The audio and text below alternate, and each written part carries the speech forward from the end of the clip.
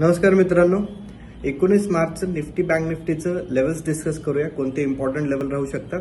निफ्टीसाठी एक important zone आहे 21,900चा. हा इम्पॉर्टंट सपोर्ट आहे. तुम्ही बघा की 3-4 दिवस झाले तिथंच कन्सोलिडेट करतोय.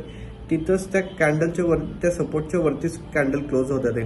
सो 21,900 हे इम्पॉर्टंट सपोर्टचं काम करतोय आणि 22,200 हे इम्पॉर्टंट रेजिस्टन्सचं काम करतोय.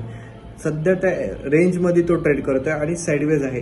एकदा ही रेंज ब्रेक झाली तर आपल्याला एक डायरेक्शन समजेल आणि त्याचं मोमेंटम सुद्धा वाढू शकतो. नेक्स्ट, बँक निफ्टीने आज एक चांगला सपोर्ट घेतलाय. 46,000ला एक सपोर्ट घेतलाय त्यांनी चांगला. तो एक स्ट्रॉंग सपोर्ट आहे 46,000 आणि 46,700 हे एक रेजिस्टन्स आहे त्याच्यासाठी. जर 46,700 उद्या समजा ब्रेक करतोय तर अबो लेवल्सला जाऊ शकतो 47,000 47,500. बट इन केस तो परत 46,000 ब्रेक करतोय तर अजून लोअर लेवल आपल्याला बघायला भेटू शकतात. मित्रांनो, लेवल्स मार्क करून घ्या आणि ट्रेड करा.